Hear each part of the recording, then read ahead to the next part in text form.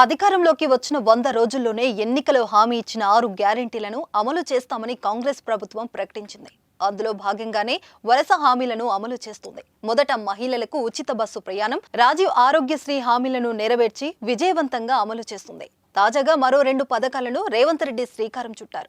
500 రూపాయలకే గ్యాస్ తో పాటు గృహజ్యోతి పథకాన్ని ప్రారంభించారు. ఈ 2 మంగళవారం నుంచి ప్రజలకు అందుబాటులోకి వచ్చాయి. 2 పథకాలకు సంబంధించి మార్గదర్శకాలు కూడా వెల్లబడ్డాయి. గృహజ్యోతి కోసం మార్గదర్శకాల్లో ప్రభుత్వం ఓ కీలక విషయాన్ని చేర్చింది. మీరు కొత్తగా బిజినెస్ స్టార్ట్ చేయాలనుకుంటున్నారా? మార్చి 16-17 హైటెక్స్ లో ఫ్రాన్సెస్ ఇండియా బిగ్గెస్ట్ ఫ్రో ఎక్స్పో.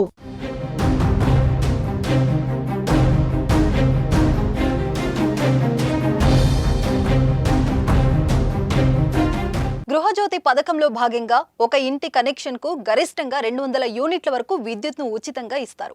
అంతకు మించితే పూర్తి బిల్లు చెల్లించాల్సి ఉంటుంది. ఈ పథకానికి రేషన్ కార్డునే ప్రమాణికంగా తీసుకుంటారు. ప్రభుత్వం నిర్వహించిన ప్రజాపాలన కార్యక్రమంలో ఈ పథకాన్ని వర్తింపజేయాలని కోరుతూ దరఖాస్తులిచ్చిన వారిలో ration card, Aadhaar, current connection నంబర్లను తెలిపిన వారే అర్హులుగా ఎంపికవుతారు.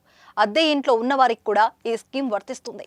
అర్హుల్లో 200 యూనిట్ల వరకు కరెంటు వాడుకున్న వారికి విద్యుత్ సిబ్బంది 0 బిల్లులు జారీ చేస్తారు. ఈ బిల్లుల మొత్తం సొమ్మును 20వ తేదీలో కల్లా ప్రభుత్వం రాయితీ కింద డిస్కంలకు చెల్లిస్తుంది. గృహజ్యోతి పథకం కేవలం పేద మధ్యతరగతి ప్రజల కోసమే కాంగ్రెస్ ప్రభుత్వం అమలు చేస్తుంది. వారిపై కరెంట్ బిల్లు భారం తగ్గించేందుకు ఈ పథకానికి శ్రీకారం చుట్టారు. అయితే ఈ పథకాన్ని అడ్డం పెట్టుకుని ఉచిత విద్యుత్ను ఇతర అవసరాలకు వాడుకుంటే చర్యలు తప్పవని ప్రభుత్వం హెచ్చరిస్తుంది. ఇంటి వినియోగానికి మాత్రమే కరెంట్ సరఫరా చేస్తున్నందువల్ల ఇతర అవసరాలకు వాడుకుంటే విద్యుత్ చట్టం కింద, ఇండియన్ పినల్ కోడ్ కింద కేసులు పెట్టి చర్యలు తీసుకుంటామని విద్యుత్ శాఖ తెలిపింది. కమర్షియల్ అవసరాలకు కరెంటు వాడుకుంటే కఠిన చర్యలు తప్పవని హెచ్చరించింది. మార్చి నెల 1 నుంచి 20వ తేదీ వరకు 0 బిల్లులు జారీ చేస్తారు. తర్వాత మాత్రమే మొదటి నెలలో ఈ పథకం కింద ఎంతమంది అర్హత పొందుతారన్న లెక్కలు తేలనున్నాయి.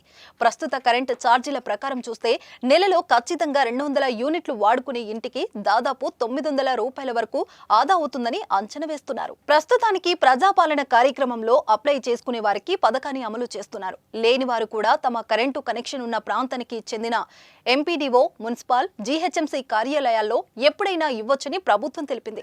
మీరు అప్లై చేసిన కార్యాలయాల్లో ఓ రసీదు ఇస్తారు. దానిని సమీపంలోని విద్యుత్ రెవెన్యూ కార్యాలయాల్లో అందజేయాల్సి ఉంటుంది. అనంతరం ఆ దరఖాస్తుదారు ఇంటికి విద్యుత్ సిబ్బంది వెళ్లి రేషన్ కార్డు, ఆధార్ వివరాలను తనిఖీ చేస్తారు. ఇది నిరంతర ప్రక్రియ అని, ఎవరైనా ఆయా కార్యాలయాల్లో దరఖాస్తులు, రసీదులు అందజేయొచ్చని అధికారులు తెలిపారు.